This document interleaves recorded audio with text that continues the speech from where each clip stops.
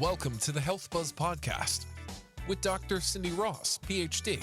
Many medical doctors refer their patients to Dr. Cindy for natural medicine therapies focused on balancing nutrition, vitamins, lifestyle changes, and other natural health approaches. Hi, this is Cindy Ross with the Health Buzz, and today I'm joined once again by the brilliant and my friend Richard Flook, the creator of Advanced Clearing Energetics, a revolutionary method that helps people identify and release the emotional roots of illness, including cancer.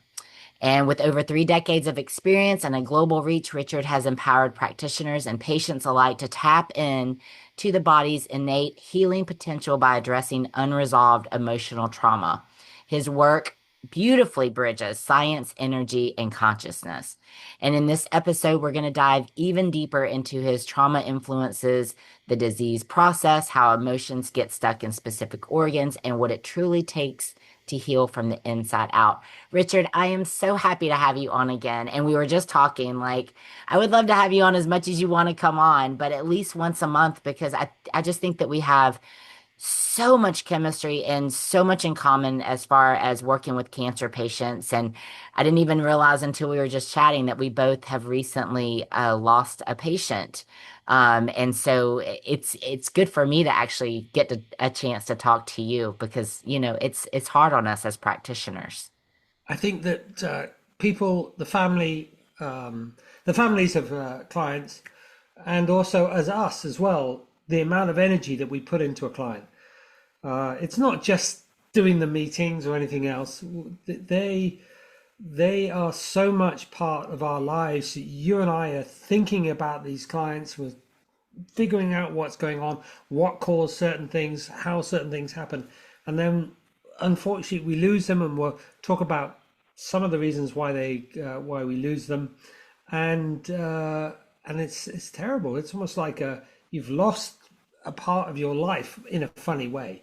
I know it's not quite funny, No, but it's exactly every time I have a new patient, I always end with, you always have me. You have availability to me, which I have terrible boundary issues. I think that we all do when we're working with cancer patients. yeah. But, and I always say, you and I are going to become like family because I'm checking in with my cancer. I check in with all my patients, but especially cancer because the body's ever changing, I mean, we're always doing protocols and the body's changing. So I'm always checking in. But you're right. I mean, I feel like I lost a part of me 2 weeks ago when I lost my patient. And it is heartbreaking. And it's like losing a family member. And also we take it very personally because we've done so much work with these clients. We've brought them through, and then we see certain interventions which you and I would probably think twice about them taking them. But and then we see a dramatic difference. We go, why? Why has it suddenly gone from their markers are looking great? They're doing really well. They've got energy. They're even some of them gone back to work, and then suddenly something happens, and before you know it, they're and you said you had a very similar experience to my client, and I'm still dumbstruck as to going, why, not so what much why did this happen, because I understand why it happens, and it's just so bizarre. Again, bizarre is not the right word, but we see it, don't we? So do you want to tell me more about your client that you just mentioned earlier, and I'll tell you about mine? Yeah, so unfortunately, she didn't come to me for cancer originally. This patient of mine, her son and I have been friends for probably close to 30 years. And he just said, Mom's not feeling good. Her doctor told her everything was fine, sent her home, and she just wasn't feeling good. And after listening to her symptoms, I decided to run a few cancer markers, even though they didn't sign up with me with oncology, and she lit up like a Christmas tree. And so, immediately that same week, I had her admitted into the hospital and she had stage 4 lung cancer. And it just was an uphill battle because it had already started impeding in the organs. And about 8 weeks into it, actually, it was after our last podcast. You and I chatted briefly, and I was telling you that she really wasn't getting nutrients in, and you were like, I would advise getting a feeding tube. So I had it all arranged. Everything was arranged for her to get a feeding tube, and I was so hopeful that once she got the nutrients back going, she was going to become alive again, just like you talked about. Mm, And unfortunately, she wasn't stable enough to get the feeding tube when she got into the hospital. And then the doctors really rallied for her to have radiation. And unfortunately, about 2 days after her first radiation treatment, she passed away. So I was devastated. The whole family was devastated. And you're right. I mean, it's like, I talked to this patient multiple times a day, text, phone calls, everything. We went from Hope for Cancer down in Tijuana. We started locally at Providence Hospital, then Hope for Cancer, and then Scripps in San Diego, and then back home in hospice. I mean, it was a constant. Every day we were having, conversation, and she stayed in good spirits. And I always say the blessing was that I hadn't really talked to her son too much over like the last couple of decades, and we became close again, and his partner as well. And it's a blessing. I'm grateful to be on that journey, but it was truly devastating for me. And we just had the celebration of life this past Friday, and I went to it. And so I can say that's the first patient that I've actually lost, and it's devastating for me. I've lost quite a few over the years. 30 years, you're going to lose some. Yes, People true. pass away, but not. I think that a similar type of story. This client came to me through someone else, and she had breast cancer, and we cleared up all the breast cancer, and her breast was fine. And then she developed something in her neck. She lost half of a vertebrae in the cervical spine, and so she had surgery. And I talked her all the way through the surgery. This is over a 2-year period, which went really well. The surgery, the surgeon just said, that clockwork, just fantastic.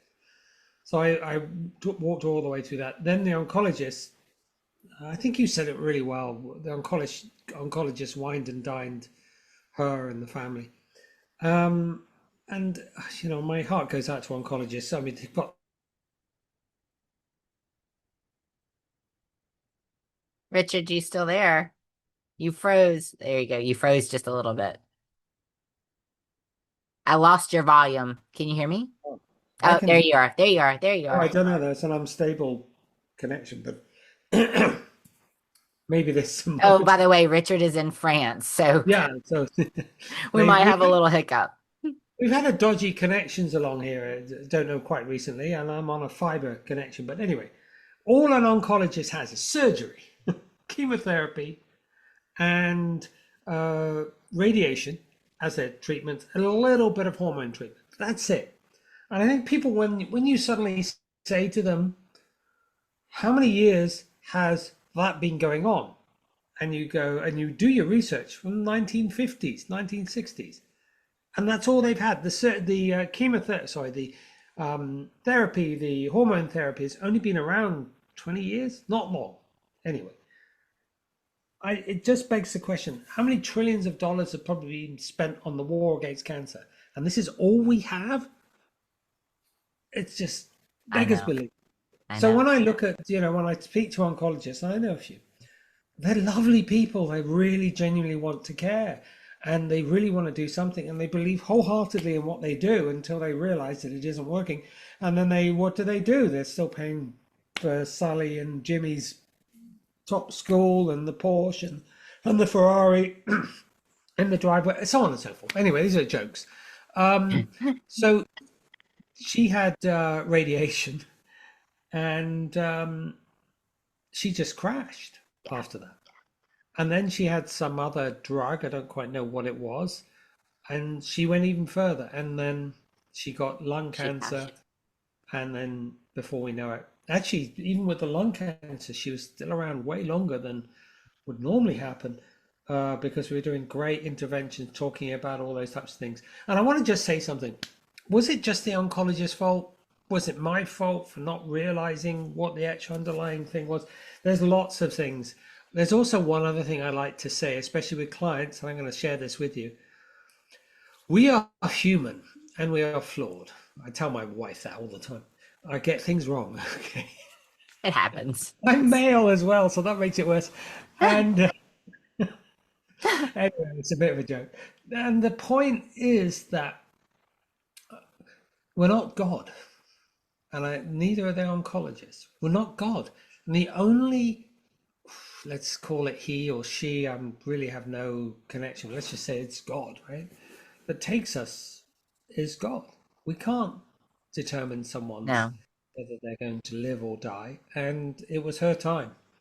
And I don't know why she had to go, but she had It to was go. the same. It was the same for mine. And from the conversations I've had with her son, she was ready and she was at peace. So that gives me comfort knowing that, because I know at the very beginning when I first found the cancer and we had our consult, she was adamant. She goes, I don't want chemo. I don't want radiation. I want to go the complete natural, holistic side of things. And she didn't want to die. She was like, I do not want to die. And she was a fighter. And I mean, 8 weeks, she gave it everything. And then just unfortunately, yeah, I always say this, don't wait for the cancer to impede an organ. Like you gotta know the signs. And she knew, I think she really did know something was going on probably months before. But when your doctor's telling you everything's fine, kind of gets in your head, like, is this psychosomatic? Am I just, is this in my head? Like, is it true what I'm feeling? But trust your body. That's the best thing that I can tell my patients is trust your body, trust your instinct, trust your gut, because there's lots of little winks along the way, lots of little whispers before there's screams. And once it impedes an organ, it's an uphill battle and you got every fighting chance before it becomes that point to have a very good quality of life and lengthen your years. It's just I've just seen, my husband's uncle, it impeded his liver by the time that I found it. This was 3 years ago, and when I found it, it had already impeded the liver, blocked the ducts in the liver, so he was having to have casts, and it was just a mess. So, and I'm sure you've seen that too, Richard. Like where it just impedes the organ, and then once it does, it's really it's the fight of your life. And that's the challenge, especially if it gets into the lungs or the liver. That's Uh, right. these are usually secondary as well. And we actually, just on an emotional level, we know often why they occur after the diagnosis of another type of cancer. So these are the metastases or metastasis or however you want to pronounce it. Um, the that when you go to see your oncologist or a doctor or something, and they tell you the diagnosis, that's actually another shock, and that can then cause the liver and the lungs to occur. So I've only really ever had one or two clients where the liver and the lung are the primary, and I Yeah, I just know. So this was my first actually patient that the lung was the primary because usually the lung is the secondary. yeah. So yeah, and then it had started the tumor had started wrapping the one particular primary tumor, the mass had started wrapping itself around the aorta. So it was tough. And It's she was almost as just if, taking on so much fluid. yeah, yeah, it's almost as if the tumor is trying to sort of strangle the heart or something. That's I exactly don't what it know. was.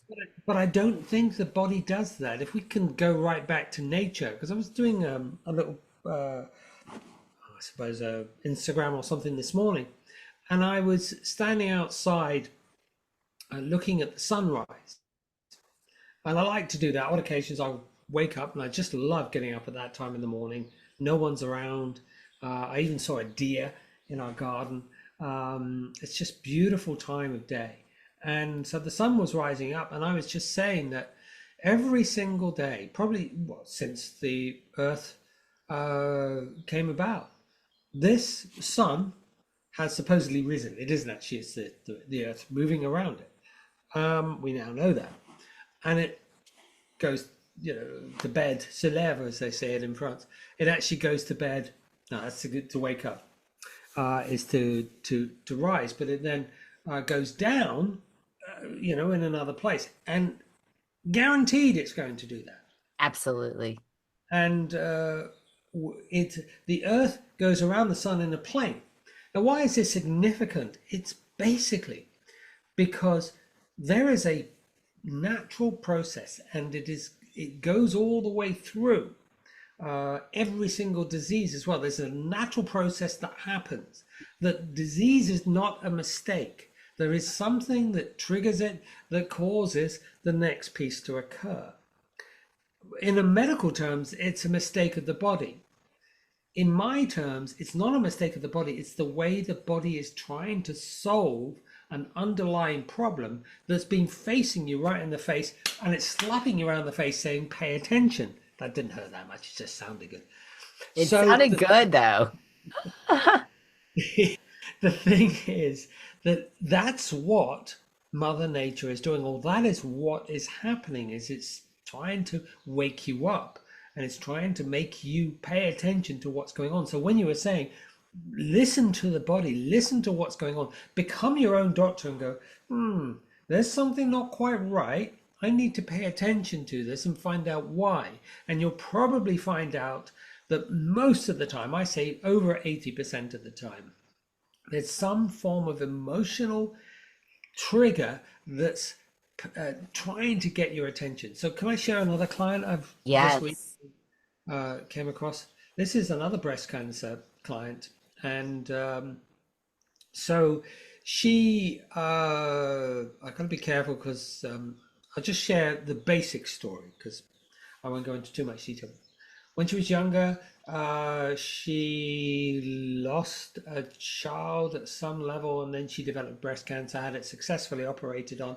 She didn't do chemo or radio because they basically said it was a small non-cancerous lump, so she had a lumpectomy, which is where they remove a part of the breast, only that, where the tumor was, and they cut around it, and she was fine.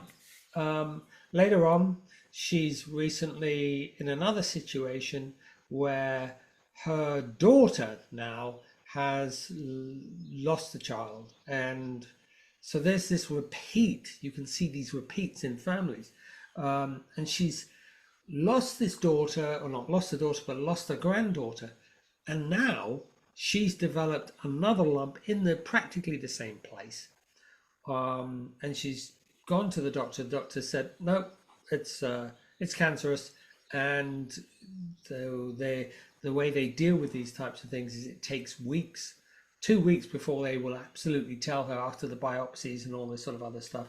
She's got swollen lymph glands, this growth, and so I was just talking to her all the way through it, and the key is that the underlying trauma of losing her granddaughter, but more importantly, her seeing her daughter go through practically exactly the same thing that she did, has reminded her of what's going on. So the body's sort of slapping her around the face saying, pay attention. You didn't pay attention probably before. Now I'm really drawing attention to it in your world, in your movie, in your matrix, basically. And you've got to go off and deal with this stuff, which is what I said. You must deal with the underlying stuff that was going on many years ago. Is now right back in your face emotionally, because the body's trying to draw attention to what's going on and creates the tumors for that reason. I love the fact that you and I do very similar work, to where you're getting to the underlying root cause of the emotional. And then I mastered in blood work. So I'm over here getting the underlying root cause of what is feeding the cancer cells. Like, what is going on in your labs that's feeding the cancer cells? And unfortunately, when you go to your doctor, and I feel like I'm always banging my head up against the wall trying to help my patients understand, or not even my patients understand, but help people that come to me, potential clients or potential patients. that what their labs are being ran at their doctors is restricted by insurance. So when it's restricted by insurance, unfortunately, they're missing 93% of the cancer cases. And when I do my labs, it's the most, you're going to feel like you donated blood because I run so many markers, but it's the only way to see the true story of what's going on with your body. Because if you're eradicating cancer by seeing you or doing chemo or radiation, but yet you're constantly in the background over here feeding it with insulin resistance or poor gut health or something like that that's going on. It's just a matter of time before it comes back with a vengeance. And then, just like, chemo, radiation, surgery, it gets rid of the fast growing dividing cells. But what it's not getting is that slow growing stem cell. And so that is where I focus in at, because you can get everything else healthy. But if you got this constant factor that's over here constantly feeding those cancer cells, it's going to come back more resilient. It's not going to respond to treatment like it did before. And more than likely, it's going to spread to another location, such as lung, like your patients. I mean, and I love that you and I are parallel in that sense, that it is all about the underlying cause. Because the video that I did, I don't know if you saw it or not, but it's on my YouTube channel, and it's all about the three things that you can do right now to change your terrain. And one was cut sugar, two was moving your body, lymphatic drainage, and three was really just your internal dialogue. Like, what are you feeding the internal dialogue? Our bodies are listening, and it's all about our attitude, and it's about dealing with our emotional grief and everything that we've been through. And that's three things that I like right now. If you want to change your terrain, that's how you change your terrain. And people don't really get that Mm-mm. changing of the terrain bit. I love to just explain it. I think we've done it before. Is and I got this from another doctor, who's a great guy, and he basically said that let's take a fish, okay, and the fish is ill. What do? Go into the fish, get it injected with an antibiotic, or it's maybe showing something else, or it's not, something's wrong, and you go, well, it's just not. Did you feed it more or whatever? No, you change the water. I saw that just this week. I saw that. Yeah. I love that. I think it's a great image. Change the terrain, and if your internal thoughts, like hers were, and I said to her, what's going on? In fact, I know a little bit of history of her. Is that I said, I bet you every single time you see your daughter, you re-stress. She went, yeah. I bet you also, not only that, but you go back to that original event back in the 90s. She said, yep. So those thoughts have not been dealt with, have they? No.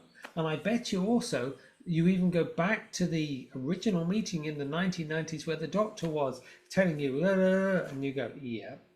So it's almost like I can read their minds, but it isn't difficult, because if we have stressful thoughts, those stressful thoughts, and we just bury them, okay, and we just carry on working, those stressful thoughts are going to be re-triggered. Just think of it. Let's give it a different way of thinking. If we have a loved one, we often have a piece of music, don't we? That when you play that piece of music, you go say, ah, that's my music. Or we have a picture that reminds us. I've got one of my wife and me when we got married. It's like, wow, it's a wonderful time. I've got one of me, my wife, and our son. So these are special pictures, and they remind you of those wonderful times in the past. Likewise, we have pieces of things that we've heard. We have images inside our heads, experiences that we've been through. That's that inner dialogue. It isn't just the talking, it's also the pictures that we have, the memories, for want of a better word. And by the way, I worked out that those memories that trigger off these things, they're only 10 to 15 seconds long. That's crazy, isn't it? And they're little mini Yes. movies. It's crazy. And that's that inner dialogue. And I don't know, I'm not sure, but I noticed quite recently, and I've always had this, but I'll hear a song on the radio, And all I get from that song is about 10 to 15 seconds of it, rather than the full 3 minutes or 2.5 minutes, however long it is. And it really disappoints me, in fact, to the extent that I now go off and I'll get that song that keeps repeating over and over and Stuck in your over. head. And there's nothing wrong with that, that piece of music. And so some of the music that plays over and over, it's really lovely. Those are not the problem. It's when we're going back to an event and we feel that horrible helplessness, fear, anxiety, loss, something that makes us just deeply hurt or sad.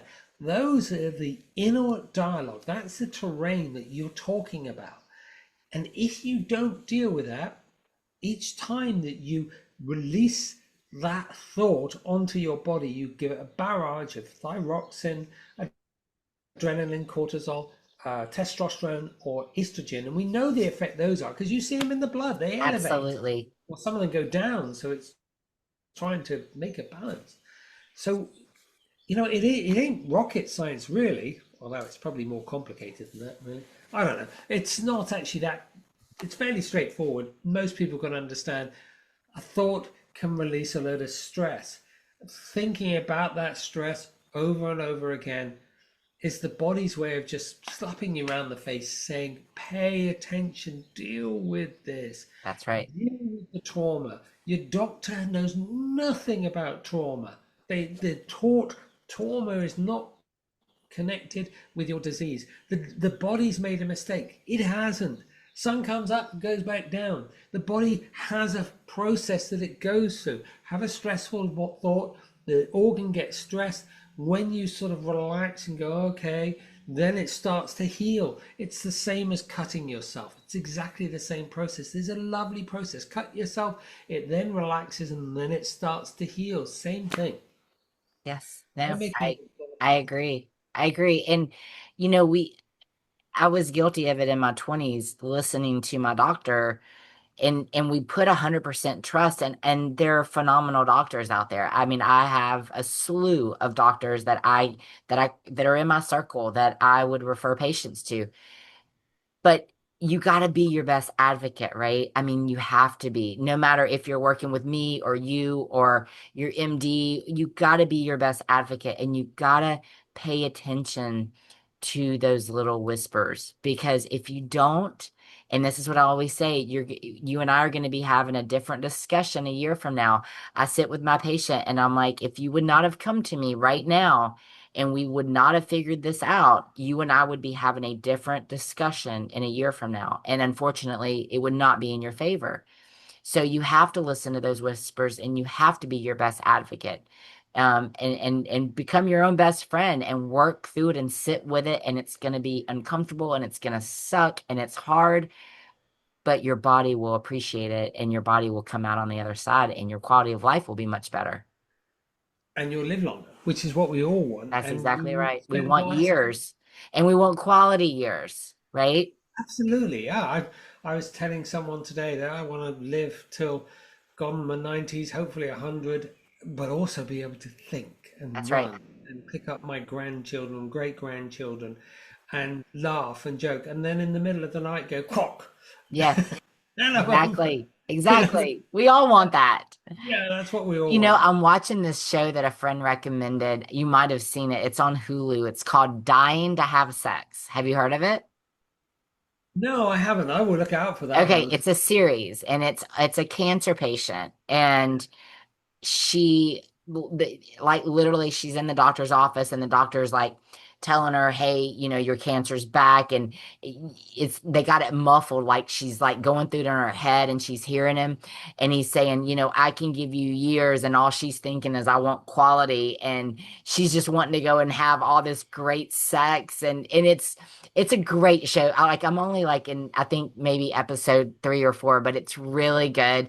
But it goes back to, we want quality of life in the years that we're given. We don't want to be riddled with disease, and we will be riddled with disease if we constantly are not addressing the underlying cause, whether it be on your labs or emotional, and you got to figure out the root cause of what is feeding your disease. And again, I always tell my patients, cancer is a chronic illness. Yeah. You got to constantly work at it. I have a chronic illness living with rheumatoid arthritis. I have to constantly work at it. I have to eat clean. I treat my nutrition as my medicine. I eat clean. I work out. I take my supplements. It is, you don't get a day off. You don't, it's, if you want a quality of life and you want years, you have to work for it. You cannot sit around and just wait for it to happen for you, or else you're going to end up in a hospital bed and your quality of life is going to be very poor. I actually moved countries for exactly that same reason, because I wanted great food. I wanted really amazing food. I wanted to eat clean. And I also wanted to be away from electromagnetic fields. There were multiple towers around where I was living in Canada, and there were just more and more and more of them. And I was ill, I was sick because of it. And so it gives you an idea. This is not a, I mean, of course, we're going to do this because we are in this particular field.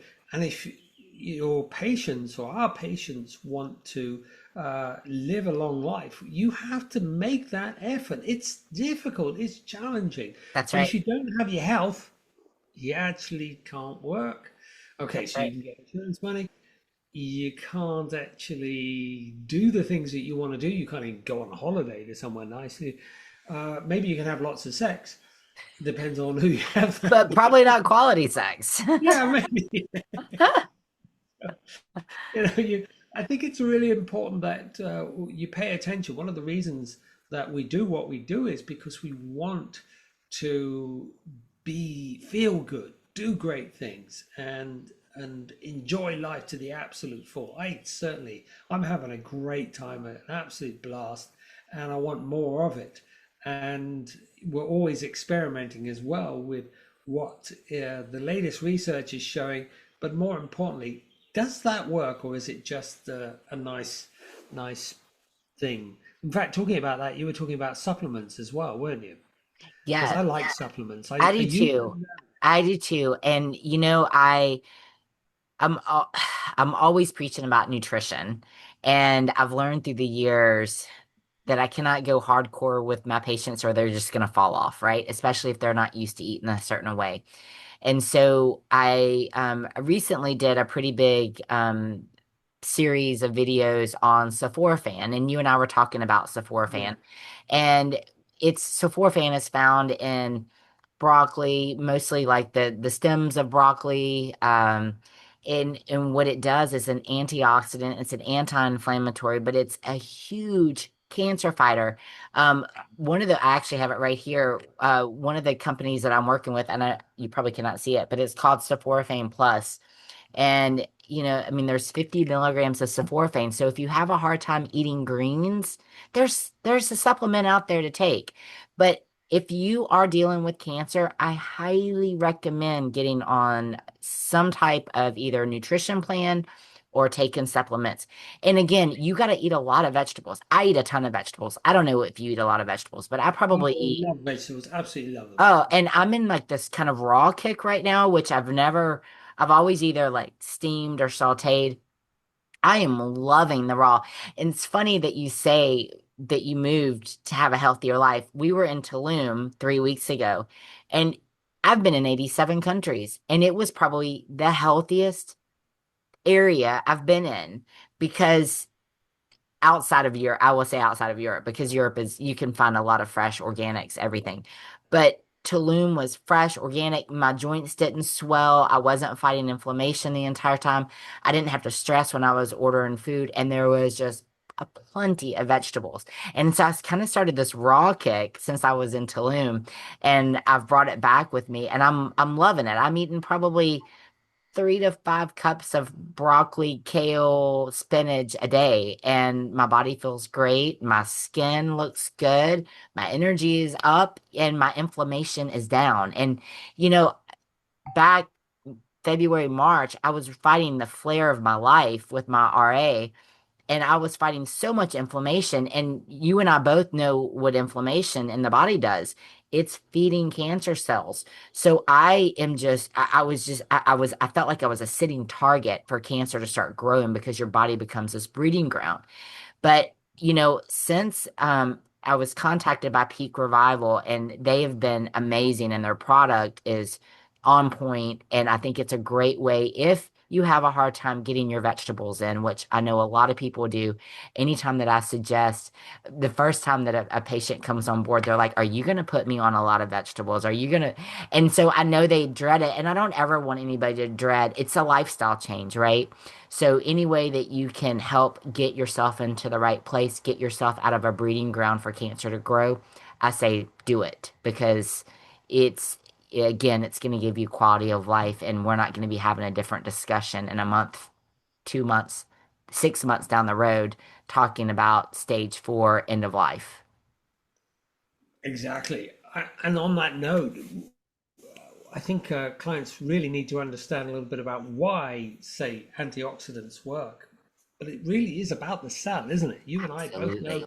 that if the cell, I think this might be worth explaining a little bit. On my book here, it's got water, Oh right? wait, I got the book too. Well, there we go. So the water is sort of key. And I've come up with, or I've not come up, I've found a little bit of interesting work around that. In that, this all makes sense actually. And this was just telling this client earlier on. The water is the key. So why is the water the key? Well, we have a cell, and they're sort of round, circular spheres. Not all of them, but most of them are like that, and they're full of water. And you go, well, great. And that's the way that the medical profession understand a cell. Except are they? You see, when you take a cell, it's plump. It's sort of jelly-like. And how do we make jelly or jello? Well, you make it with Water. uh, water, right? Basic water. And then you add amino acids or protein, basically. And then you add heat. Well, it so happens that if you understand where we get our heat from, we get our heat from the mitochondria. Mitochondria are tiny little cells. I've talked about this so many times.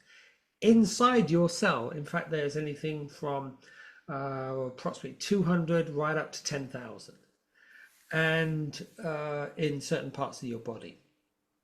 And this gives us an indication as well as to where, if you have a problem, what's actually going on. You can be your own doctor on this, and I'll come back to that point in a moment. But basically, mitochondria produce heat, anything from 10 to 15 degrees centigrade. So that's what, 20 to 30 degrees Fahrenheit, more heat than your normal body temperature.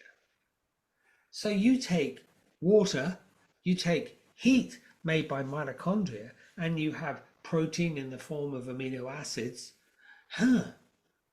What do you get? Jelly. So, and then we cover that round in a lipid, a fat layer around the cell.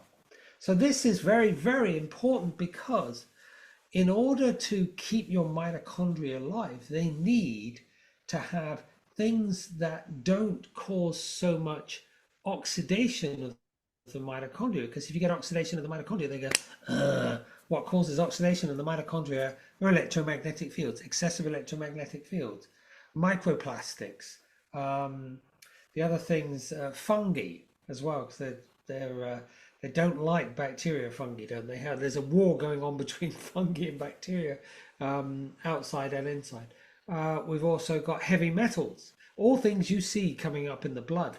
And there's one more as well, herbicides and pesticides, of which what's happened in the last 20, 30 years is we've had a barrage of these things literally dumped on our bodies. It's no wonder there's a lot of diseases and cancers coming up, because there's all this toxicity.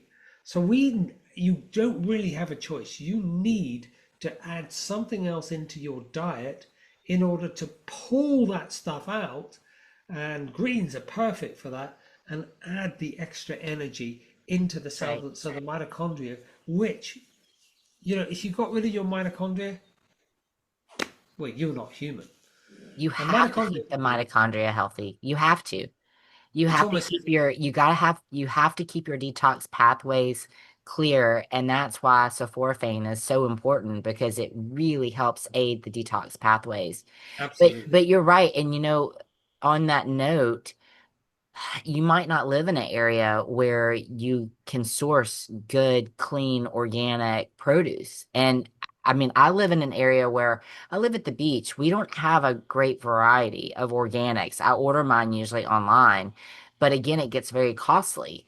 So, and then, do you really know exactly, is organic really organic, right? I mean, because they can put a label on it and it not meet what you think it's meeting as far as your needs. So yeah, I mean, maybe supplementation, especially with sulforaphane, is a good option just to add in that extra boost and knowing that you're not feeding your body with a bunch of pesticides. Or if you unfortunately can't get anything clean, then that will just help to pull out That's exactly right. the Because stuff. sometimes I feel like, if I'm at a restaurant, I mean, I know their quality is not going to be organic because the restaurants cannot afford it.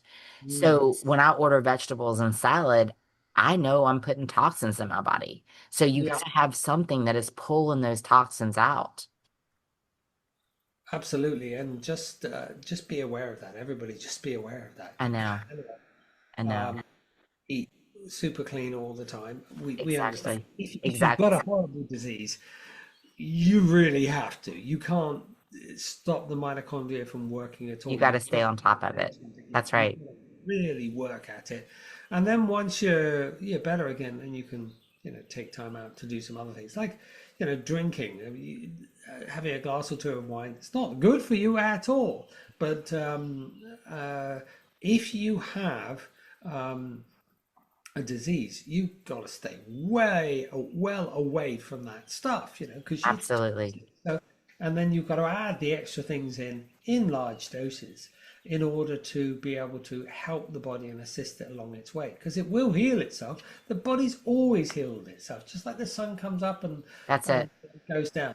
The body can do it if it's got One a of the things I've been saying lately is we should all live like we have stage 4 cancer, right? In that prevention mode, we should all have a lifestyle that we are working to prevent cancer because even in my general wellness patients, because I do see general wellness, but specializing in cancer definitely it makes me a better practitioner for my general wellness patients because everything that we're doing is in a prevention to make sure that we don't get cancer.